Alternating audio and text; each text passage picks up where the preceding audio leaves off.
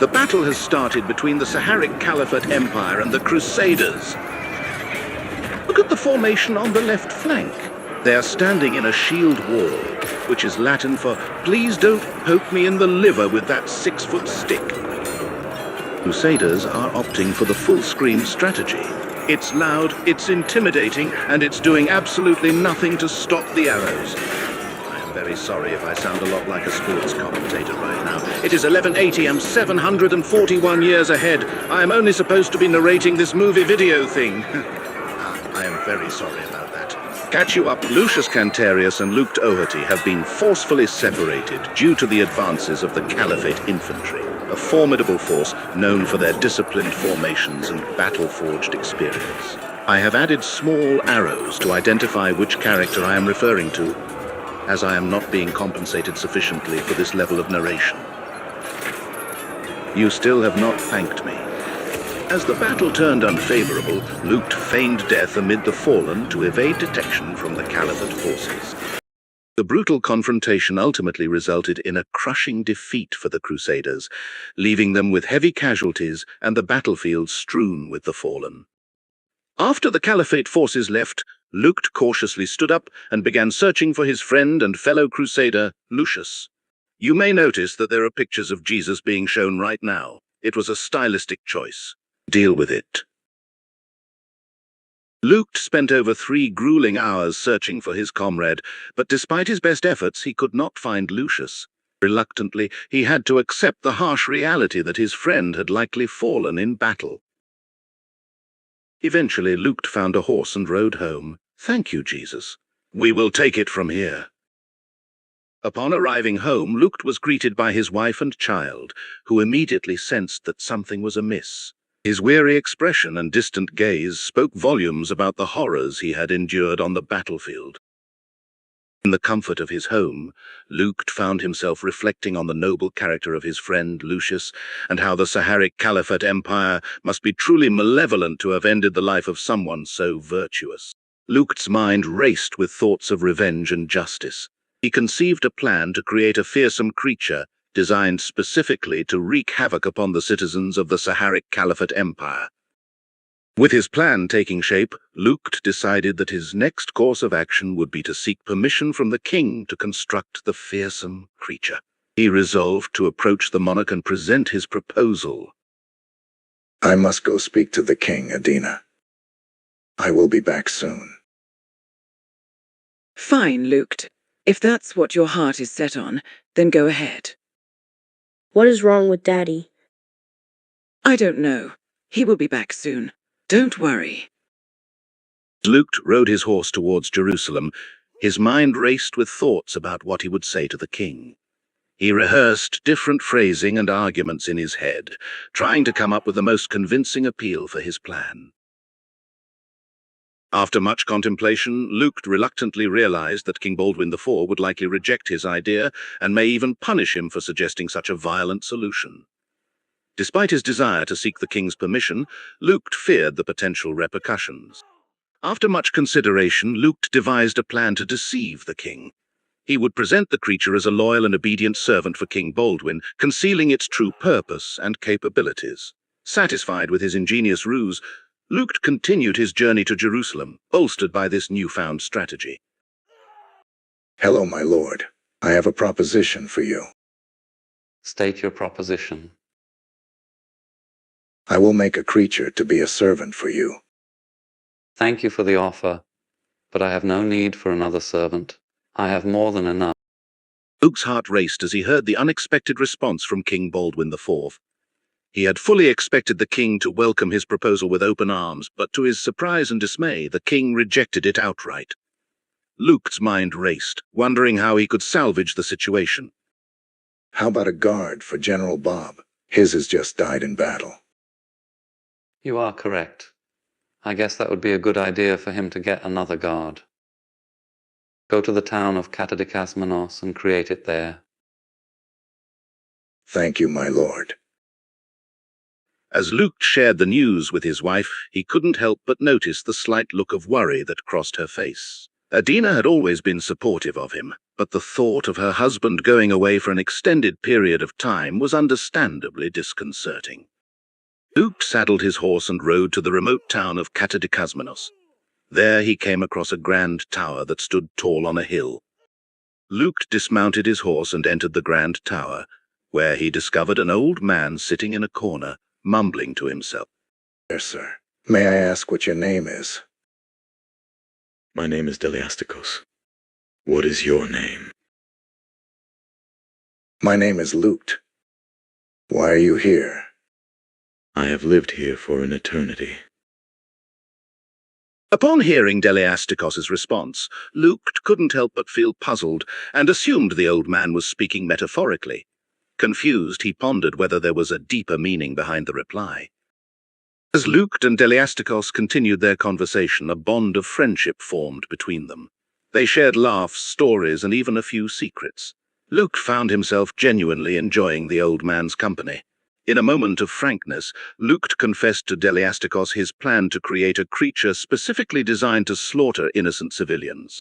To his surprise, Deleastikos showed no signs of shock or disapproval. Instead, he supported the idea without hesitation, seeming unbothered by the morally questionable nature of the plan. The next day, Luke found himself plagued with doubts about proceeding with the plan he had discussed with Deleastikos.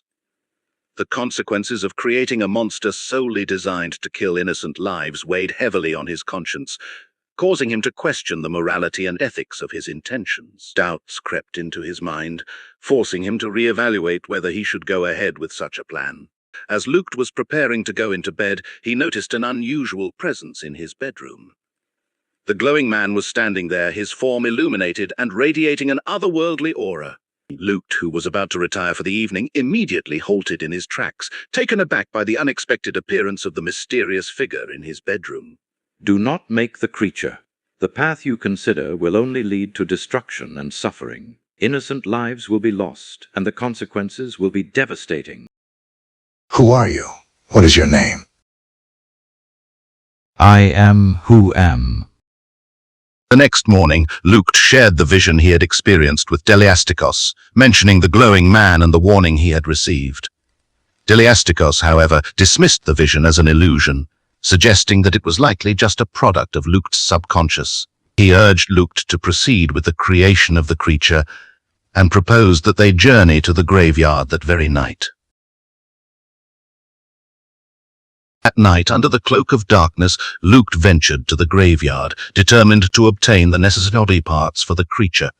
Armed with tools and a lantern, he navigated the eerie cemetery, the moon shining overhead. Each step he took through the tombstones and burial plots only added to the ominous atmosphere. How will we make it come to life? Before we get to that point, you should take a 3-day walk in the woods to calm down. Luke, weary from his 3-day journey, arrived back at the tower, expecting to find Deleastikos and the creature still present. However, to his astonishment, the pair was nowhere to be found. A sense of dread washed over him as he noticed a letter lying on the table. With trembling hands, he opened it and read the horrifying message that revealed his beloved wife and child's heads had been gruesomely cut off and were now missing. Overwhelmed by grief and anger, Luke immediately left the tower and hastened back to his home. As he reached his residence, he was confronted with a horrifying sight: the bodies of his treasured wife and child lying lifeless before him. Grief-stricken, Luke initially assumed that a caliphate soldier must be responsible for this atrocity. Over time, as Luke mourned the loss of his loved ones, his thoughts fixated on the creature they had been planning to create. Haunted by the possible connection between the creature and the gruesome event, Luke's sorrow grew uncontrollably. He retreated within himself, shutting off the world around him. 3 agonizing months passed by as Luke remained secluded within his home, consumed by despair and grief. At night, in the depths of his isolation, Luke was jolted from his troubled slumber as the glowing man reappeared in his room. The eerie luminescence cast an unearthly aura upon the space, and the man's intense gaze fell upon Luke's weary form. Why have you created it? I told you that bad things would happen. Deleastikos told me to. It was not my fault. Verily I say unto you, no man truly know his end, nor the hand that lead him there. Though a king may command a man, and a father claim his son, remember this, your soul is in your keeping alone. When you stand before the Father, you shall not say, I was but following the words of others, nor shall you plead that virtue was not convenient in that hour. These words will not suffice you, for each man must bear the weight of his own heart. So it is true, the creature did kill them. Deleastikos is a demon. Who are you? What is your name? I am the Alpha and the Omega. The glowing man vanished as abruptly as he had appeared, leaving Luke sitting up in his bed, his heart pounding in his chest. Convincing himself that it must have been a mere dream, Luke tried to brush off the encounter, attributing it to an overactive imagination brought on by recent events. The next morning, Luke was heading back to the tower, his mind clouded with uncertainty. Doubt crept in, making him question if the creature's absence was just a figment of his imagination. These doubts led him to decide to return to the tower, even though he hadn't actually seen the creature. As Luke trudged towards the tower, his heart heavy with grief, he suddenly caught sight of something that made his blood run cold. The spectre of his deceased wife appeared before him. As Luke stared in disbelief, he noticed Deleastikos and the creature standing nearby, holding a long, sharp sword between them. The surreal scene made Luke freeze in his tracks, his grip on reality wavering. I trained the creature, and I killed your family to teach it how to fight. It was a necessary lesson for its true purpose. The creature still has one more test, to kill its creator. Rest in pieces, Luke.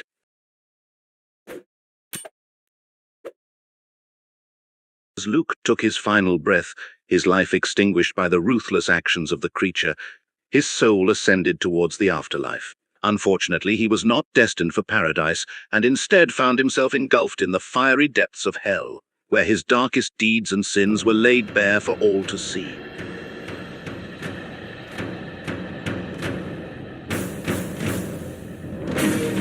But the camera really didn't short out when it came to putting your name on this thing.